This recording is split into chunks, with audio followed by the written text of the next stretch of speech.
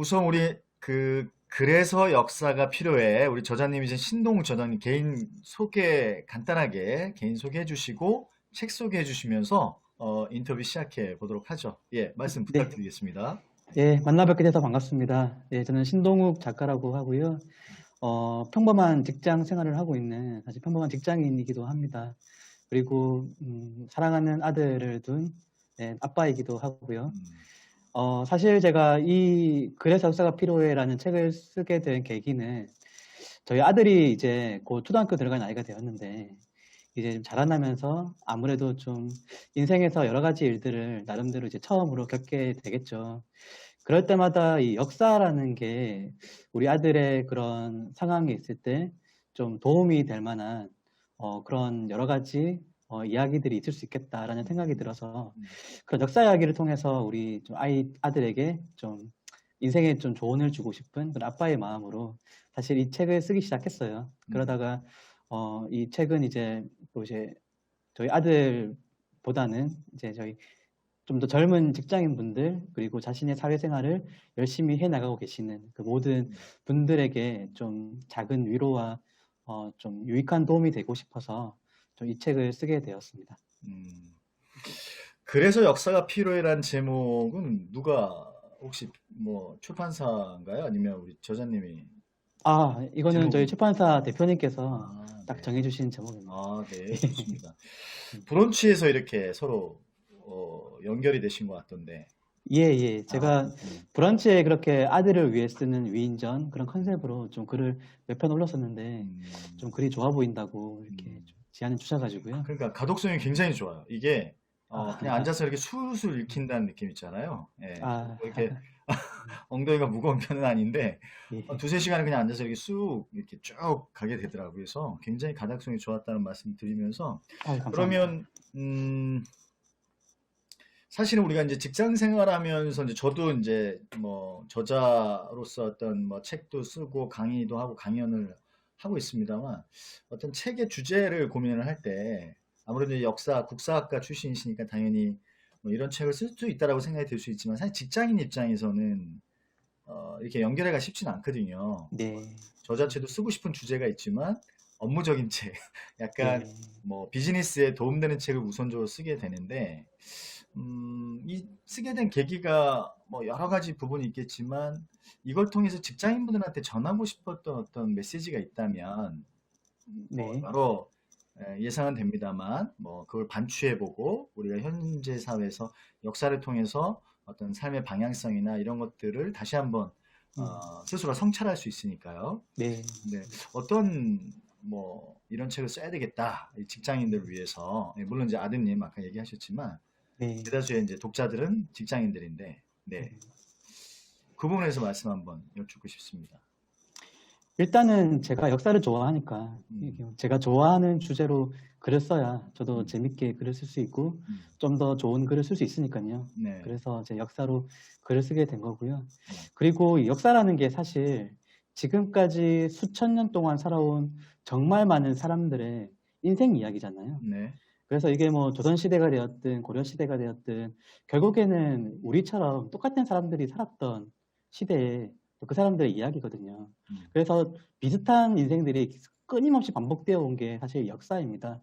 네, 그래서 그 역사 속의 그 인물들의 이야기 살펴보면은 우리에게도 분명히 도움이 될 만한 음, 그런 이야기들이 있는 거죠. 음. 그리고 어떻게 보면은 뭐 조선시대 때 왕 밑에서 일했던 뭐 신하들이라든지 그런 분들도 어떻게 보면 직장인들이잖아요. 아, 그렇죠, 그렇죠. 그분들도 네, 네, 진짜 그 음, 왕이라는 그 음, 상사를 모시고 말 그렇죠, 한번 잘못하면은 막 목이 댕강 그렇죠. 나가지고 막 그런 상황에서도 어떻게 하면 말을 잘할까 막 그런 음, 고민을 하고 어떻게 하면 더 일을 잘할까 뭐 음, 실적을 만들까 뭐 그런 것들을 고민했던 직장인들이거든요. 이제 음, 그런 역사 인물들의 이야기를 통해서 우리들도 이 사람은 이렇게 이런 선택의 순간에서 이렇게 선택을 했더니 이런 결과가 나오더라. 음, 이 사람은 이런 실수를 해서 이렇게 되었구나. 그런 이야기들을 살펴보면 우리한테도 뭔가 도움이 될 수 있는 거죠. 음, 그래서 저는 직장인들도 역사를 공부하고 역사에 대해서 많이 알게 되면 분명히 좀 더 나은 선택, 그리고 좀 더 좋은 직장 생활을 하시는데 분명히 도움이 되실 거라고 저는 음,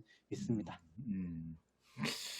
그러면 한 발짝 이제 더 들어가 봐서 이제 책에 등장하는 여러 인물들이 있는데 저 같은 경우도 사실 이제 제일 이제 뭐 첫 번째로 든다 그러면 김병로라는 사람에 대해서 네, 아주 새롭게 꽂혔고요. 두 번째는 이제 김만덕. 워낙 이제 많이 음, 알려진 인물 중에 이제 김만덕. 뭐 네, 그분 같은 경우는 근데 이제 관기였는데 본인의 노력으로 그거를 신분을 회복하는 이 부분은 세부적인 네, 건 몰랐었어요. 근데 어쨌든 네, 이 두 번째는 김만덕. 세 번째가 뭐 기존에 책에서도 언급을 음, 계속 하셨다는데 저한테도 굉장히 임팩트가 왔는데 이 음, 김육이라는 인물이었습니다. 대동법의 네, 아버지라는 네, 세 맞습니다. 분을 보면서 사실 이제 좌파 우파 요즘에 시대적인 부분에서도 굉장히 어제 선거가 끝났지만 네, 사실 이제 우리 저자님의 어떤 인터뷰 기사라든가 이런 부분들을 공무원들 그리고 이제 취업 준비생들 20대 30대들이 많이 보게 될 거고 교직원들 네, 소위 말하는 이제 관공서와 혹은 뭐 이제 20, 30대 분들이 많이 보시는데 그러면 그분들에게 뭔가 이렇게 귀감이라고 해야 될까? 뭔가 시대에 대한 부분에서 사실 어려움을 봉착한 이 코로나 영향도 음, 굉장히 크고요. 뭐 저 같은 경우도 그런 부분에서 아주 직접적인 영향을 받는 이제 비즈니스를 하고 음, 있기 때문에 어, 과연 우리 저자님 입장에서는 누구를 가장 그런 음, 부분에 한 분으로 이렇게 등장하는 음, 인물들 중에 과연 이 네, 시대에 지금 어찌 보면 코로나와 여러 가지 다 조건도 상황은 다 다른데 누구 하나 이렇게 편한 상황은 없는 것 같아요. 예. 네, 뭐 직장이 다니든 안 다니든 준비를 하든 나왔든 퇴사하든 입사하든 혹은 직업 뭐 어떤 부분이든 간에 그래서 좀 이 인물만큼은 좀 이렇게 더 이렇게 강조를 하고 싶고 이 시대의 이런 부분을 통해서 성찰의 계기를 좀 삼았으면 좋겠다. 뭐 한 네, 분에서 두 분 정도. 네, 네, 저자님을 통해서 한 말씀을 좀 들어봤으면 좋겠어요. 네, 네. 알겠습니다. 제가 사실 이번 책이 두 번째 책인데요. 첫 번째 책이 이제 조선 직장인 열전이라는 책이었고, 네. 이번이 이제 그래서 역사가 필요해라는 책인데, 네. 유일하게 두 번 다 이제 등장하신 인물이 아까 말씀하신 김육이라는 네, 분입니다. 예, 그렇더라고요. 예, 예. 음. 저는 이분을 좀 강조하고 싶은 이유가 특히 이제 열심히 자신의 꿈을 찾아서 이제 뭐 공부하고 계시는 뭐 취준생 여러분들이나 아니면은 뭐 고시 준비하시는 분들이나 그런 분들에게 좀 더 위로가 되는 분이라고 음. 말씀을 드리고 싶어요. 사실 지금 시대는 더더욱 공정의 가치에 대해서 더 민감하고 더 많이 이렇게 중요하게 생각하는 그러한 시대라고 생각을 해요. 음. 그런데 이 김육이 살았던 시대에도 약간 그런 일들이 좀 많았습니다. 이 김육이라는 분이 전형적인 좀 흑수저 가문에서 자라나신 분이에요. 음. 그런데 어릴 때 이제 부모님들을 다 여의고 진짜 힘들게 이제 공부를 해서 이제 속과에 합격을 하고 성균관에 이제 입학을 한 거죠. 그래서 이제 성균관에서 열심히 공부한 사람들 중에서도 이제 성균관시라는 이제 시험을 쳐서 거기서 합격을 해야지만 음. 또다시 이제 정식 시험인 대과에 음. 응시할 수 있는 그런 자격이 주어졌는데 음. 이때 이제 수석을 하신 분이었어요. 어, 그러니까 정말 대단하신 분인 거죠. 지금으로 따지면 서울대 수석한. 그렇죠. 막 네. 그런 이제 막 토플도 만점이시고 막 네. 그런 대단하신 그런 분이신데 네. 미래가 창창하신 분이죠. 그런데 이제 이분이 좀 많이 운이 없는지 이제 과거를 이제 많이 떨어지죠. 그러다가 또 그 당시에 부정선거 스캔들이 발생이 됐습니다. 그래서 네. 그 당시 이제 권력층의 그런 뭐 이웃 사촌이라든지 아들이라든지 뭐 그런 그냥 뭐 아는 사람들을 다 과거에 합격시키고 막 그런 부정 시험 스캔들이 되게 크게 일어났어요. 네. 그래서 이제 자기는 계속 이렇게 과거 시험 떨어지던데 음. 옆에 기득권층들은 막 그렇게 부정해서 음. 과거 시험 합격을 하고 그리고 이제 또 어떤 사건에 휘말려 가지고 이제 정거라고 하는 이제 과거 응시 자격을 박탈당하는 그런 일도 있었습니다. 어, 약간 좀 정치적인 네네. 스캔들이었는데요. 그러다가 이제 다시 풀려나긴 했지만 어쨌든 이제 완전히 그런 기득권층에 완전히 미운털이 박혀버린 그런 네. 분이었죠. 근데 이분은 아무리 열심히 공부를 해도 합격을 못하는 거예요. 그래서 결국에는 이제 모든 것을 포기하고 그냥 다 짐 싸고 이제 시골로 내려옵니다. 이제 가평이라는 곳에 내려와서 얼마나 이분이 처음에 가난했냐면 토구를 파고 이렇게 생활을 했대요. 처음에는 어, 초가집질 돈도 없어가지고 그래서 거기에서 생활을 하면서 이제 논밭을 일구고 그리고 숯을 구우면서 나무를 해다가 숯을 음. 구워서 뭐 지게를 짐을 해가지고 그 한양까지 그 먼 거리를 걸어가서 결혼하셨나요? 살고 결혼하기 결혼하셨죠. 예. 결혼하신 상태에서 예예. 결혼하시면서 이제 그 부인이 엄청 자신의 좋죠. 가정을 그렇게 또 이렇게 생계를 이어나가야 되니까. 예, 어쨌든 이어가야 되니까. 예예. 그래서 막 어린 딸이 막 죽기도 하고 엄청 고난을 많이 당하세요. 음, 그런 상황이라면 저 같으면은 진짜 분노가 이 있죠. 그쵸. 인생 엄청난 분노가 있고 이 공정하지 못한 이 세상에 대한 분노 음, 그리고 저 같으면은 좀 어느 정도 자포자기하지 않을까. 네, 그냥 그렇죠. 그래서 그렇게 살 것 같은데 음, 이분이 놀라운 거는 그런 상황 속에서도 밤에 책을 읽습니다.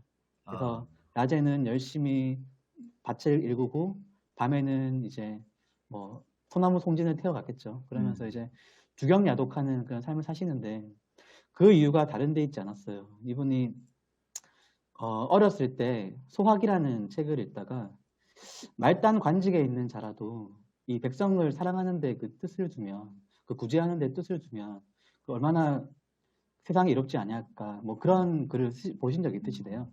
거기에 이제 큰 감동을 받아가지고 자신도 이 세상에 뭔가 좀 도움이 되는 삶을 살고 싶다라는 그런 나름의 꿈이 있으셨던 거죠.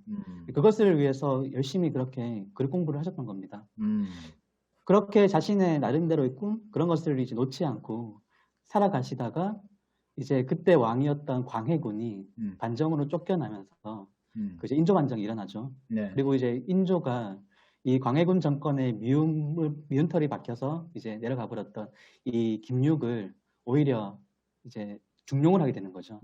그래서 이제 김육이 완전히 인생 역전을 하게 됩니다. 완전히 역전하는군요. 네, 맞습니다. 그렇게 들어가서 거기에서 이제 새로운 시험을 봐서 거기에서 또 자관급제를 하게 되고요. 아, 그렇게 이제 인생이 이제 풀리기 시작하는데 이분이 참 대단하신 게 그 정도 됐으면 그렇게 고생을 많이 했잖아요. 그러면 그동안 고생한 거를 좀 보상받고 싶은 심리가 있을 수도 있잖아요. 그래서 이제는 좀 더 편하게 살아야 되겠다 하면서 좀 더 나쁘게 하면은 뭐 참관오리처럼 막 뇌물을 받으면서 그럴 수도 있는 거고. 근데 이분은 그렇게 하지 않아요. 이분은 관직에 들어가서도 어떻게 하면 내가 백성들을 위한 정책을 펼 수 있을까에 대해서 고민을 했다는 사람이었습니다. 그 고민의 산물이 바로 대동법이었던 거죠.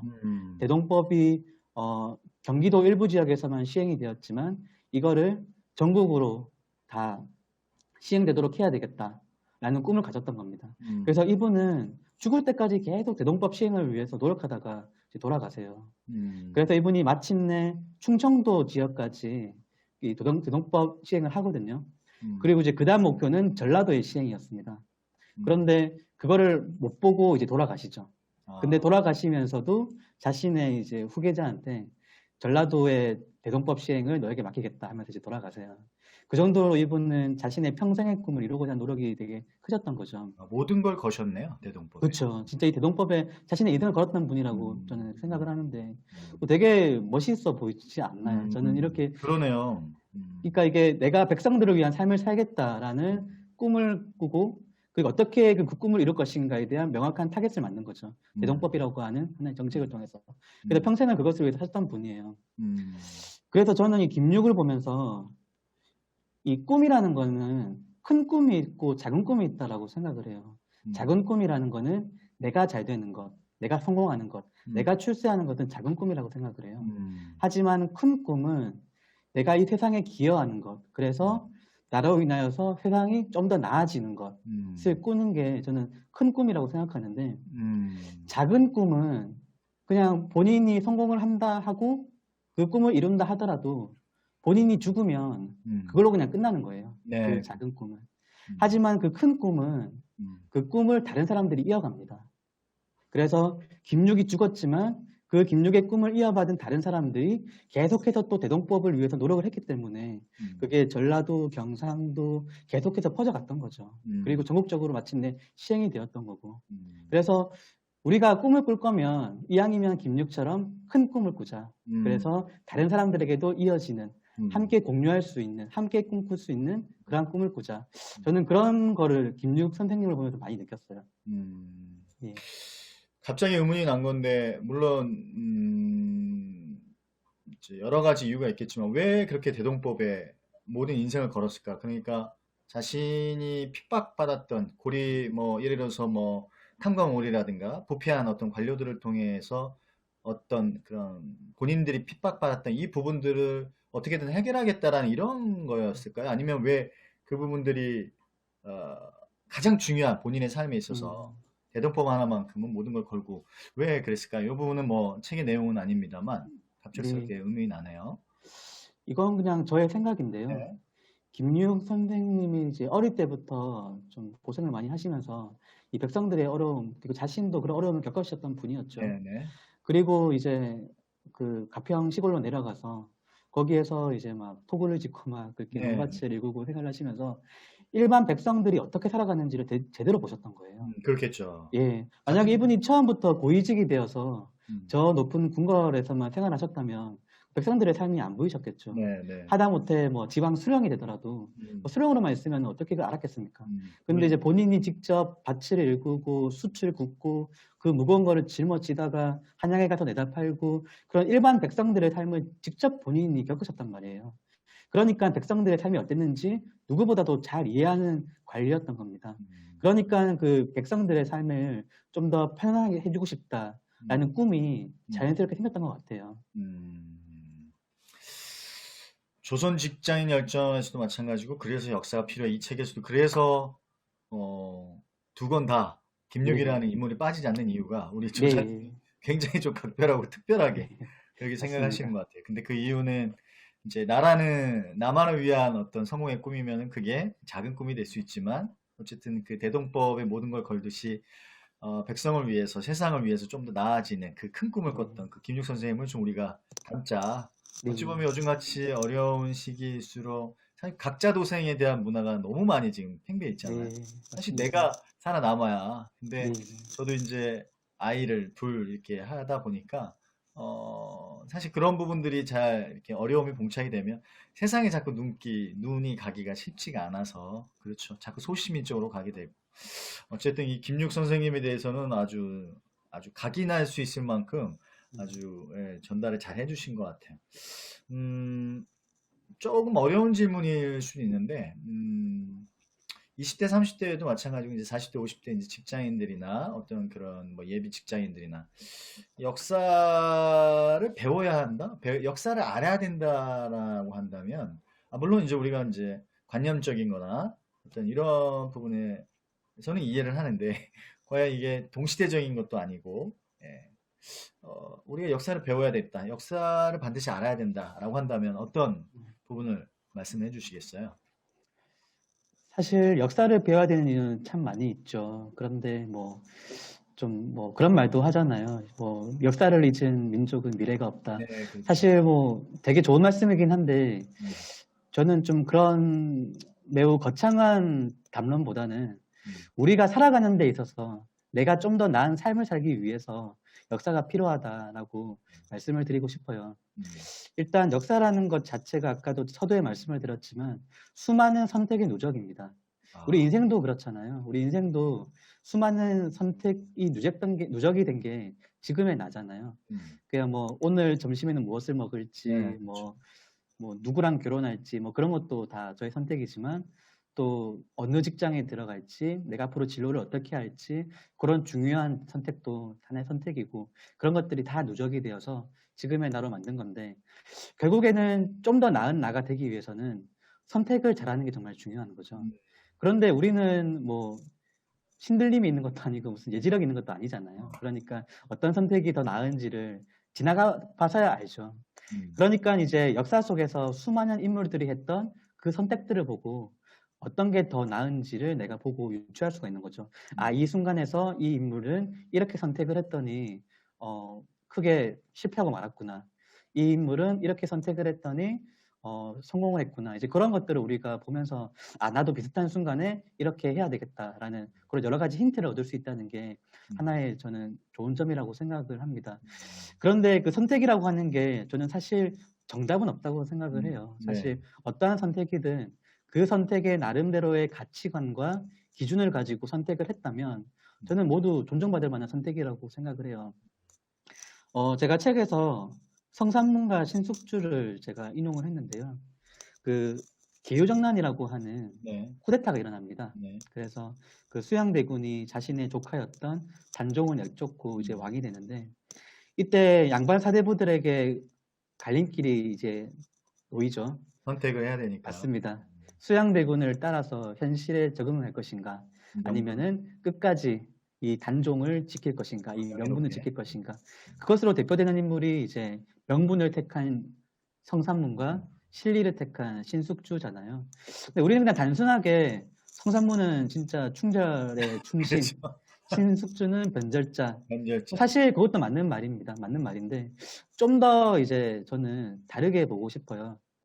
성삼문은 자신이 생각한 그 성리학적인 명분, 그리고 그 당시 정말 옳다라고 여겼던 하나의 보편적인 가치, 그것을 지키고자 했던 거죠. 그리고 신숙주는 자신이 비록 변절자의 모습을 보이긴 했지만 어쨌든 그 세조 밑에서 백성들을 위한 정치를 했단 말이에요. 그래서 그 당시가 세조 때 정치 외교적으로 상당히 안정적인 시기를 구가할 수 있었던 것은 신숙주 같은 인물이 사실 있었기 때문입니다. 네. 사실 그 수양대군이 난을 일으켰을 때 한 명의 같이 그렇게 부패한 신하들만 그 조정에 있었다고 생각해 본다면 아마 조선시대는 더더욱 이렇게 몰락하지 않았을까 싶은데, 그렇죠. 어쨌든 신숙주 같은 그런 뛰어난 신하들이 그 중심을 잡았기 때문에 어쨌든 그런 백성들이 좀 더 편하게 삶을 누릴 수 있지 않았을까라는 생각이 들고요. 반대로 또 성삼문 같은 사람이 없었다고 생각을 해볼게요. 그러면은 뭐 그 당시 선비들은 툭 하면은 충절을 얘기하고 툭 하면은 충성을 얘기하는데, 그런 순간에 전부 다 배신해버리고 도망가버리면 백성들은 얼마나 우습게 생각했겠어요. 그렇겠죠. 사대부의 뭐. 그러니까 이 사대부, 그러니까 이 성삼문 같은 분도 있었기 때문에 그런 조선의 그런 성리학적 명분이 설 수가 있었던 거죠. 그래서 저는 이 성삼문의 선택이나 신숙주의 선택이나 저는 둘 다 존중받을 만한 가치가 있다라고 생각을 합니다. 어쨌든 그게 나에게도 도움이 되지만 이 사회 공동체에도 도움이 된다라고 그분들은 나름대로 생각했을 거란 말이에요. 그런데 한 가지 더 얘기하고 싶은 건 그 조선시대 사대부들은 성삼문의 길 혹은 신숙주의 길 두 가지밖에 안 보였어요. 그런데 그 두 가지 선택지 말고 자신의 선택지를 만든 사람이 있었습니다. 그분이 바로 김시습이었어요. 그 유명한 생육신 중에 한 명이잖아요. 네. 이분은 이제 기후정난이 발생했다는 말을 듣고 며칠 동안 이제 방에 틀어박혀서 엄청나게 분노하다가 스스로 머리를 깎고 거식승이 됩니다. 그러면서 이제 전국을 돌아다니면서 유랑을 하면서 이제 막 시 짓고 막 글 쓰고 이제 그런 삶을 사시는 거죠. 그런데 평생 유교 공부하던 사람이 갑자기 중이 된 거예요. 그러니까 그 조선시대 때 중은, 그러니까 승려는 진짜 이단입니다. 이단이고 그 백장 같은 대접받았던 그런 사람이었어요. 근데 양반들이 보기에는 이 김시습이 정말 말도 안 되는 선택을 한 거죠. 스스로. 그래서 김시습을 막 비판을 합니다. 그 모든 세상의 돈은 맹자나 공자의 말씀으로부터 얻어야 되는데 무슨 중이 돼가지고 그렇게 헛된 도를 쫓느냐, 이제 그런 식으로 막 비난을 하죠. 그러니까 이제 김시습이 이제 그렇게 말을 하죠. 아무리 성현들의 말이라고 해도 세상에 도움이 안 된다면 그것은 아무 쓸모짝이 없는 것이다. 진리라고 하는 것은 세상에 도움이 될 때 진짜 진리가 되는 것이다. 그러니까 이분은 진짜 자신의 삶 속에서 자신이 원하는 삶을 찾아가는, 자신 나름대로의 그런 진리를 찾아가는, 실천하는 삶을 살고 싶었던 거예요. 그래서 자신 나름대로의 답을 찾아 나갔던 겁니다. 그래서 이분이 이제 그렇게 자신만의 선택지, 자신이 만든 그 선택지를 가지고 나아갔기 때문에 이분이 나중에 우리는 그 나라 최초의 한문 소설이라고 하는 금오신화를 쓰신 거죠. 그런 뛰어난 문학가로서 이름을 남기신 거고, 또 철학자로서 이름을 남겼고, 또 위대한 시인으로 이름을 남겼잖아요. 사실 조선시대에 수많은 뭐 뛰어난 영의정이 많았겠지만 제대로 이름 기억하는 영의정 한 명 없잖아요. 그런데 김시습은 그런 삶을 살았지만 우리는 그의 이름을 기억하고 있단 말이에요. 누가 김시습의 삶이 실패했다고 감히 얘기할 수 있겠습니까? 그 당시 양반들이 보기에 김시습은 실패한 모습으로 보일 수도 있죠. 그렇죠. 그들의 기준으로는 입신양명만이 있고 출세만이 성공의 기준이다라고 하는 관점으로 보면 김시습은 실패한 삶이죠. 하지만 오늘날 역사에 이름을 남긴 사람은 김시습이란 말이에요. 그래서 결국에 자신만의 선택지를 만들고 자신의 삶을 만들어 나가는 거는 결국 자신인 겁니다. 나 스스로가 내 인생을 살아가는 거잖아요. 그래서 내 인생이라고 하는 시험지가 있다라고 이제 상상을 해보면 그 시험을 치르는 사람도 나 자신이고 그 시험의 정답을 채점하는 사람도 바로 나 자신인 거예요. 우리 주변에 아무리 뛰어난 뭐 사람들이 많이 있고 또 뭐 공자, 명자 같이 훌륭한 분들이 많다고 하더라도 그분들의 말씀이나 뭐 그분들의 조언이나 그런 거는 뭐 좋은 모범 답안은 될 수 있겠죠. 하지만 그게 정답은 아니거든요. 적어도 나한테는. 그들의 모범 답안을 잘 참고를 하되 진짜 나의 정답은 무엇일까라는 고민은 나 스스로 하는 겁니다. 왜냐하면은 그 사람들이 내 인생을 살아주지 않으니까. 그러니까 스스로 나의 정답지가 뭔지 그것을 고민하는 삶을 김시습이 살았던 것처럼 우리도 반드시 성산문의 길, 신숙주의 길에 갇혀있지 말고 내가 만드는, 내가 쓰는 새로운 길도 만들 수 있다. 저는 그거를 김시습의 삶에서 읽었습니다. 이분법적으로 좌냐 우냐가 아니라 그렇죠. 삶의 길이라는 표현이 되게 가슴에 확 와닿네요.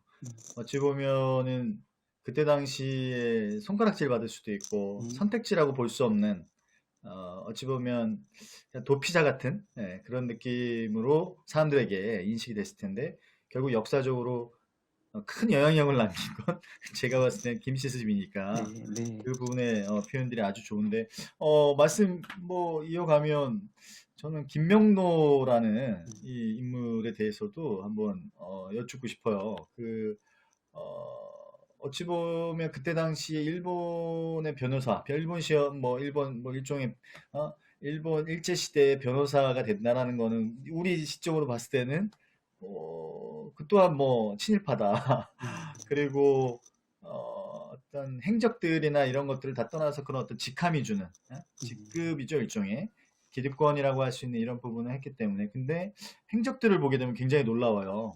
어찌 보면은 대표적인 게 저는 친일파에 대한 어떤 등용을 반대한 거라든가 통일정부 뭐 이런 부분들에 대해서 보수주의자임에도 불구하고 물론 엄청난 반공주의자였지만 우리가 지금 바라보는 좌와 우의 개념에서도 그렇고 뭐 이건 좀 약간 얘기가 나갔습니다만 이번에 선거에서도 20대들의 선거에 이게 굉장히 지금 이슈가 되고 있잖아요. 네, 그렇죠. 그래서 이건 좌와 우의 어떤 이데올로기나 이념의 어떤 이런 부분에 논의를 하고 우리가 그를 바라보면서 정말 참 보수라고 하는 인물에 대해서 우리가 좀 지금의 현대 사회에서 우리가 바라봐야 될 어른의 모습을 저는 김병로라는 인물을 통해서 어른의 모습을 보게 됐어요. 네. 그런 어른의 모습을 빗대어 본다라고 하면 우리가 멘토로 삼아야 돼. 여러 인물들이 있지만 전 김명로란 인물이지 않을까. 지금 이제 네. 우리 이제 20대나 30대나 뭐 직장인들도 마찬가지지만 어찌 보면 이건 어떤 이념적인 부분을 떠나 가지고 그가 가졌던 어떤 소신들 이런 것들이 있어서 뭐 여러 가지 인물이지만 그래서 김병로란 인물에 대해서도 한번 좀 더 언급을 해주시면 좋지 않을까 생각이 들고 네. 그를 반추하면서 20, 30대가 가야 될 어떤 가치 기준, 가치 방향, 뭐 이런 부분, 뭐 약간 자와 우는 조심스러울 수 있기 때문에 네. 그렇지만 그런 어떤 부분도 얘기할 수 있는 것 같아요. 네. 근데 저는 상당히 그 이승만과 대척점에 섰던 친일파는 등용이 안 된다, 절대 해서는 안 된다. 이 부분에서 굉장히 저한테는 쇼킹을 좀 했었거든요. 초대 네. 대법원장인데 그렇지 않아요? 그렇죠. 네. 국가 권력자 아닙니까? 네. 대법원장이면. 저는 그 부분에 대해서도 우리 이제 뭐 청자리나 독자들한테도 이렇게 말씀해 주시면 좋을 것 같아서 네. 저장 입장에서 김병로라는 인물에 대해서 한번 구체적으로 말씀해 주세요. 네. 제가 이 책을 쓰면서 굳이 김병로라는 분을 좀 이렇게 책에 담은 이유는 말씀하신 것처럼 사실 우리나라가 상당히 오랜 기간 동안 이념에 좀 젖어서 지내왔지 않습니까? 이게 아무래도 오랫동안 그런 냉전의 영향도 있었고 특히 한국전쟁이라고 하는 정말 아픈 동족 상전의 경험도 있었고 그러다 보니까 아무래도 그리고 지금도 이제 남북 간에 갈라져 있고 그러다 보니까 이념이라고 하는 게 사실 우리 삶에 큰 영향을 미친 건 사실입니다. 그런데 이게 뭐 우리가 흔히 뭐 보수 막 얘기하고 진보 얘기하지만 사실 진짜 보수가 뭐냐, 진짜 진보가 뭐냐라고 생각을 해본다면 사실 보수라는 것은 그거잖아요. 지킬 보자에 지킬 숫자잖아요. 그래서 지켜야 될 것을 지키는 게 이제 보수거든요. 그래서 기존의 이제 체제라든지 기존의 여러 가지 그런 사상이나 이념들 중에서 반드시 지켜야 되겠다라고 하는 것들을 이제 지키는 게 이제 보수잖아요. 그래서 뭐 자유주의라든지 민족주의라든지 법치주의라든지 뭐 여러 가지가 있겠죠. 그런 것들을 이제 지키려고 하는 게 이제 보수인 거고, 이제 진보라는 것은 지금의 그 기존의 체제를 좀 더 벗어나서 새로운 체제로 한번 가보고 싶어하는. 근데 진보든 보수든 결국에는 무엇이 인간에게 이로운가가 고민의 출발점입니다. 결국에는 그 중심에는, 그 고민의 중심에는 인간이 있어야 되는 거예요. 무엇이 인간에게 이로운 것인가. 그런데 그동안 우리 사회가 너무 오랫동안 저놈은 빨갱이, 그렇죠. 저놈은 토착애구, 이런 거에 너무 오랫동안 매몰되어 왔거든요. 프레임을 확 씌워버리고. 그렇죠. 프레임을 확 씌워버리면서 그냥 저 사람이 뭐 한마디 했다고 그냥 바로 친일파로 몰아버리거나 뭐 한마디 했다고 바로 빨갱이로 몰아버리거나 뭐 그런 모습들이 사실 지금도 좀 많이 남아있죠. 네. 그래서 저는 그런 모습들이 지금도 진행되고 있는 게 물론 옛날보다는 좀 덜해지긴 했지만 그런 게 좀 안타깝더라고요. 그래서 진짜 보수가 무엇일까, 진짜 진보가 무엇일까라는 고민을 한번 해보고 싶다라는 그런 저 나름대로의 고민에서 이 김병로 선생님을 이제 넣었는데요. 이분은 이제 조선 최초의 인권 변호사라고 할 수 있는 분인 거죠. 그래서 이분이 이제 변호사가 되었던 것은 변호사가 나름대로 뭐 지금도 그렇지만 사회에서 이제 명망가이잖아요. 그리고 어느 정도 이제 지위가 있고 그래서 이분이 나름대로 활동하기가 좋았던 거죠. 그리고 이제 이분이 법정에 서가지고 수많은 이제 조선인들을 변호하는 일을 하게 되는 거죠. 그래서 이제 그 일본인 판사가 그 독립운동한 그 조선인한테 당신은 뭐 반역이다 막 이런 식으로 얘기를 하니까 독립운동이 반역이면 조선 동포 2천만 명이 모두 반역자다 뭐 이런 식으로 얘기를 하시기도 하시죠. 물론 이제 그러한 활동 자체도 정말 대단하신 분이거든요. 그런데 제가 사실 김병로 이분한테 좀 놀랐던 거는 일제 시대가 이제 점점 더 일제 그 핍박이 점점 더 심해집니다. 이제 중간에 잠깐 이제 문화 통치라고 하는 이제 시대를 거치면서 약간 좀 완화되었다가 이제 일제가 이제 대동아 전쟁을 벌이고 그렇죠. 태평양 전쟁을 벌이고 그러면서 점점 더 군국주의로 치닫게 되는 과정이 있잖아요. 그러면서 막 창씨 개명도 도입을 하고 막 신사참배도 강요하고 점점 더 이제 폭압적인 정치 형태로 가게 됩니다. 그리고 이제 그 당시 조선의 명망가들에게도 그런 친일 행위를 막 요구하는 거예요. 그리고 막 협박을 하기도 하고 막 달래기도 하고 그런 식으로 하면서 그 사실 수많은 친일파들이 처음에는 이제 민족주의자였던 분들이 그 시대에 사실 좀 많이 돌아섰어요. 그런데 이제 김병로 이분은 이 시대에 어떤 선택을 했냐면 그냥 시골로 내려가 버립니다. 그냥 농부가 돼버렸어요. 네. 그리고 이제 아예 이제 일제가 자신한테 그런 회유조차 하는 필요조차 없게 만들어 버린 거죠. 그분은 그냥 시골에 묻혀 살면서 논 뭐 이렇게 갈면서 그게 사셨겠죠. 갑자기 김육 선생님하고 이렇게 갑자기. 그렇죠. 네. 근데 이분이 그동안 쌓은 커리어가 있잖아요. 네.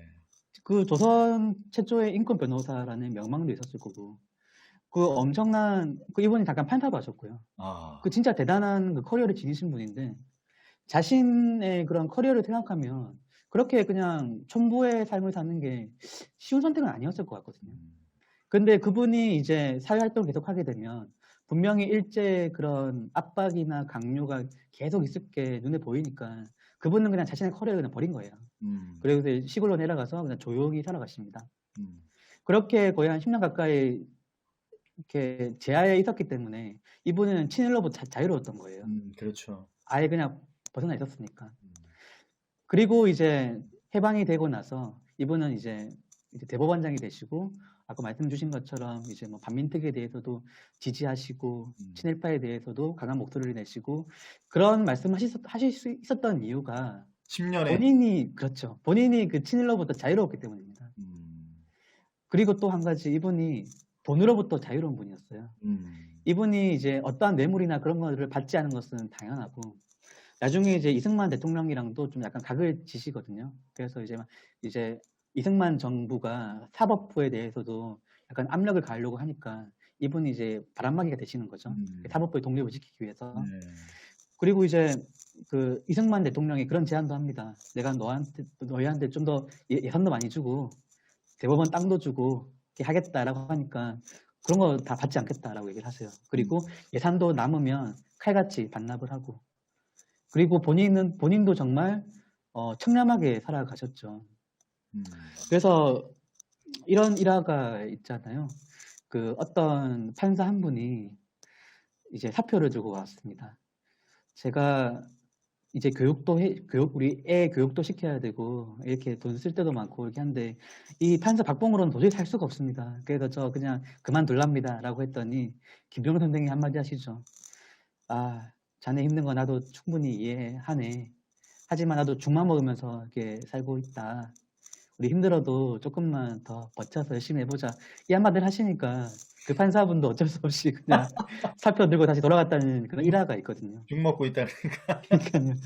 그러니까 이분도 그렇게 돈으로부터 자유로운 생활을 하시니까 본인의 그 목소리에 힘이 실리는 거예요. 그래서 이분이 뭐 그렇게 얘기한 적 없어요. 뭐 크게 뭐 친일파를 척결해야 됩니다. 뭐 그런 식으로 막 친일파한테 나쁜 놈들입니다. 뭐 그런 식으로 크게 목소리를 내는 것도 아니시고, 그리고 막 우리는 깨끗하게 살아야 됩니다. 우리는 뭐 그렇게 청렴하게 살아야 됩니다. 그렇게 큰 목소리를 내신 것도 아닌데 그냥 그분 자체가 그렇게 살았잖아요. 그분 자체의 삶이 그랬기 때문에 그분한테 권위가 생기는 거죠. 그분이 굳이 그런 입 바른 말을 하지 않더라도 사람들은 그분의 삶을 보고 아, 나도 저렇게 청렴하게 살아야 되겠구나. 저분 앞에서는 내가 뭐 그렇게 하면 안 되겠구나. 뭐 그런 생각들을 저절로 하게 만들었다는 거죠. 그러니까 이제 자신의 말과 자신의 삶이 일치되는 삶을 산다는 게 정말 어려운 일이잖아요. 그런데 그걸 해내야지만 그 사람의 말에 더 힘이 실리고 권위가 실린다는 거죠. 그래서 저는 김병로 선생님이 참 그 부분에서 참 대단하신 분이라고 생각을 해요. 누구나 말하는 건 쉽죠. 이렇게 정의를 외치고 올바르게 그렇죠. 뭐 살아야 됩니다. 뭐 청렴하게 살아야 됩니다. 뭐 돈에 민감하지 말아야 됩니다. 뭐 그런 말은 할 수 있죠. 누구나 쉽게. 저도 이렇게 할 수 있고. 하지만 그렇게 사는 건 쉬운 일이 아니잖아요. 근데 그분은 그렇게 살았기 때문에 사람들이 그분의 삶 속에서 권위를 느끼고 그분에게서 많은 교훈을 배우고 나도 저렇게 살아야 되겠다라는 그런 자연스러운 마음을 품게 되는 거죠. 저는 그분의 삶에서 그런 것을 배우게 된 것 같아요.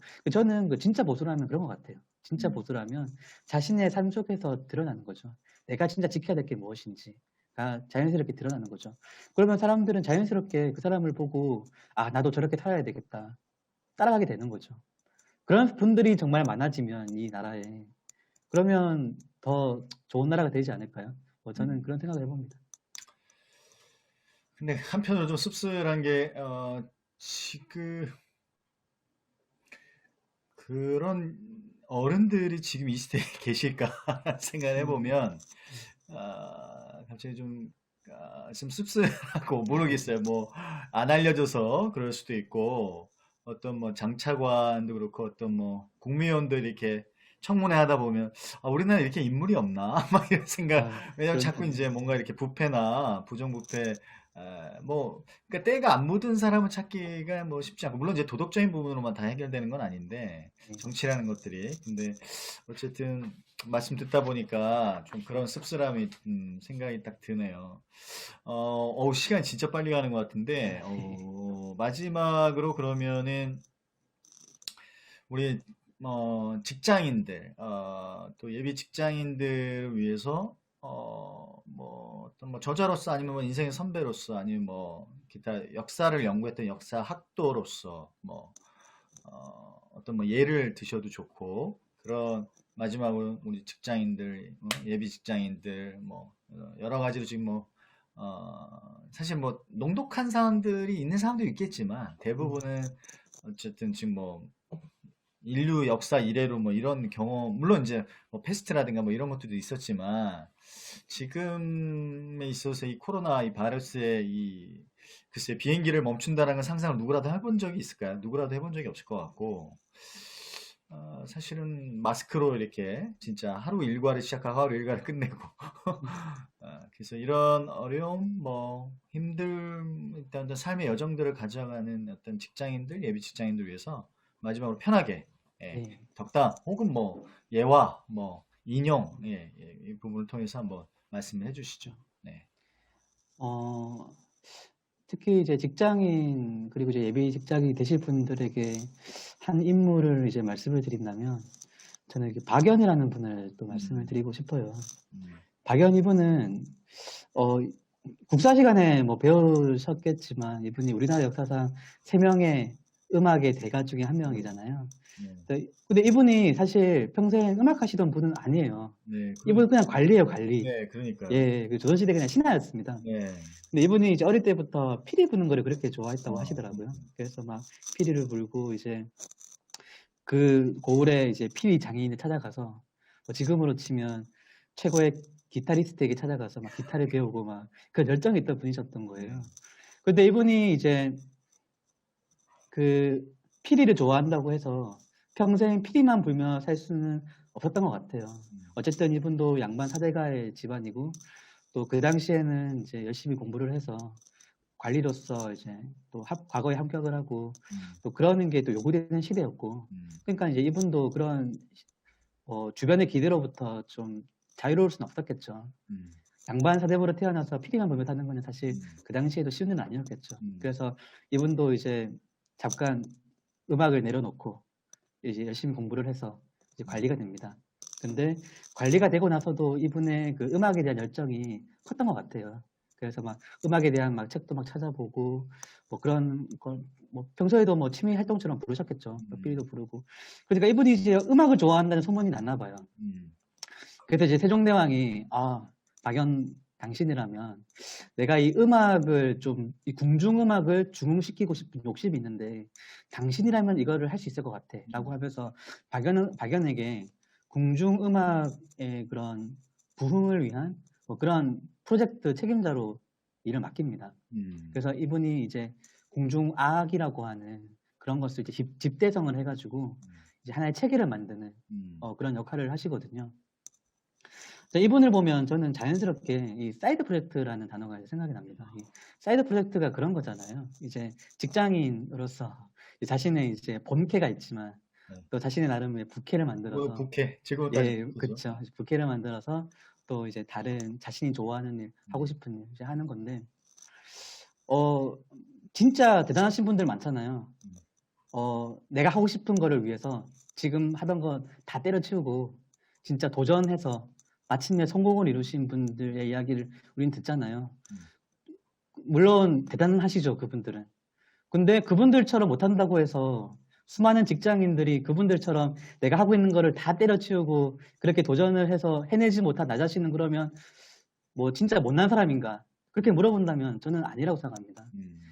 오히려 우리가 이 직장에서 이 진짜 힘든 직장 생활이지만 맨날 야근에 찌들어 있고 막 상사한테 혼나고 그런 삶이지만 내 삶을 책임지기 위해서 악착같이 내 직장 생활을 견디고 있는 우리 직장인들이야말로 진짜 영웅이 아닐까라고 생각을 하거든요.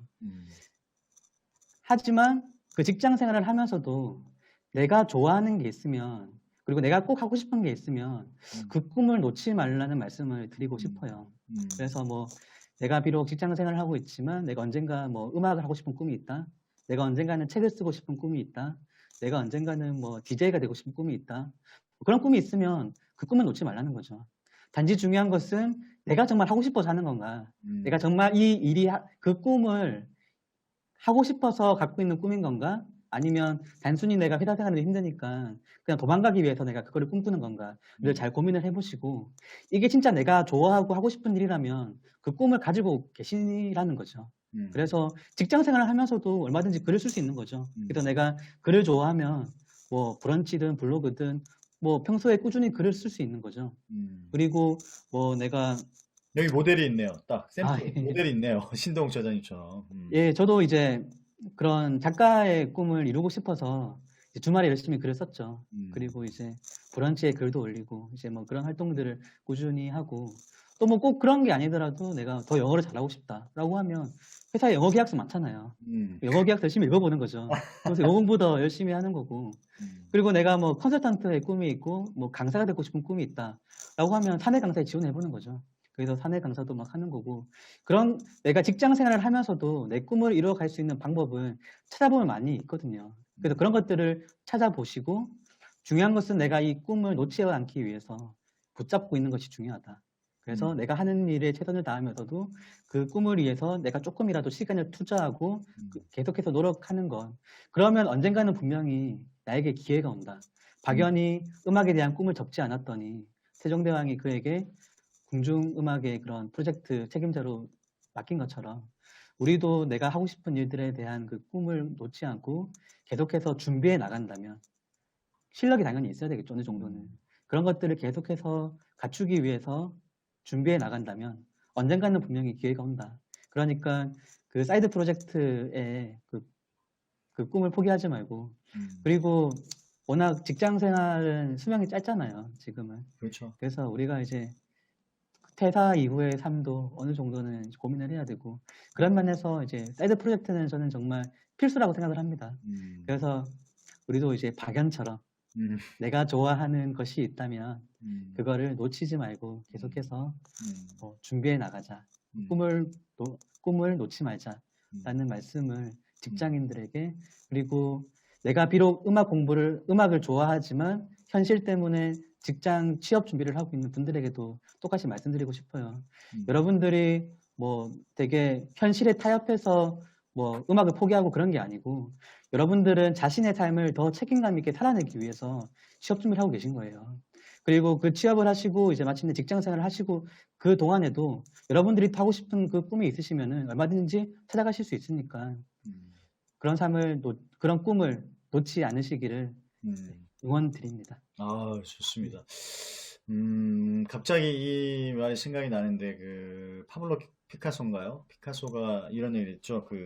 삶의 이유는 자신의 재능을 찾는 거고, 삶의 목적은 그 재능을 세상에 선물로 주는 거다. 근데 저는 본캐와 부캐로 나눈다라는 게 참 좀 씁쓸하긴 한데, 대부분의 본캐는 그냥 생계와 생존에 연결이 좀 돼 있고, 부캐는 진짜 자신의 재능하고 좀 연결이 돼 있는 게 아닌가. 아니면 뭐 꼭 뭐 재능까지는 아니어도 그냥 이렇게 뭐죠? 영혼이 울리고 마음이 울리는 대로 이렇게 가는 거. 예.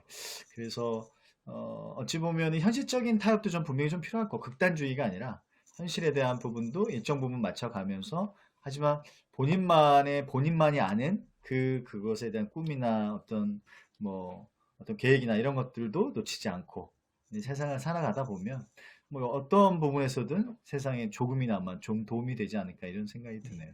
네. 네. 아, 근데 말씀을 진짜 조근조근하게 되게 편안하게 말씀을, 네. 그런 생각은 없으시죠? 뭐, 이렇게, 다시 뭐 교직에 간다든가, 역사를 좀 더 공부해 본다든가, 뭐 이런 생각도 있으세요? 석사학위도 한번 공부해보고 싶다는 생각은 아, 있습니다. 그러시면, 그런데 뭐 지금은 아직 직장인이니까요. 좀 음, 그런 기회가 있으면 저도 해보고 음. 싶고 언젠가는 저도 이제 역사 강사로 또 일하고 싶은 해보고 싶은 그러시군요. 욕심도 있고요. 네. 저도 이제 박연처럼 네. 그렇게 사이드 프로젝트를 해가고 있는 과정입니다. 그렇네요. 좋습니다. 참 마무리하면서 되게 아쉬움이 많이 남고, 이 시간이 진짜 빨리 가네요. 벌써 1시간이 넘었네. 아무튼 귀한 시간 내주셔서 감사하고요. 아, 뭐, 이렇게 인수인계 하느라고 또 정신 없으실 텐데, 인터뷰해 주셔서 감사하고, 이후에 또 이렇게 출간이라든가 또 기회가 되면 한 번 더 예. 인터뷰했으면 좋겠어요. 이 역사에 예, 대한 좋습니다. 네. 부분은, 그때도 뭐 유선사으로도 말씀 좀 드렸지만, 설모 강사께서 저는 분명히 역할한 부분이 있다고 생각해요. 국민 네. 대다수에게 어쨌든 역사의식이라든가 기본적으로 역사에 대한 관심을 고조시켰던 거 이건 어마어마한 역할을 했다고 봅니다. 뭐 여러 가지 뭐 말도 많고 뭐 학위에 대해서 말도 많고 막 그런데 그걸 다 떠나서라도 저는 그래서 우리 신동욱 저자님도 그런 역할을 해주시지 않을까 이런 생각이 네. 듭니다. 너무 편안하게 역사가 이렇게 재밌는 거다라는 거를 네. 그리고 고착시키고 아무튼 너무 감사드리고요. 이 위에 네. 또 이렇게 기사 나오면 또 카톡 드리고 연락드리도록 하겠습니다. 예, 알겠습니다. 네, 고맙습니다. 대표님 감사합니다. 네. 예.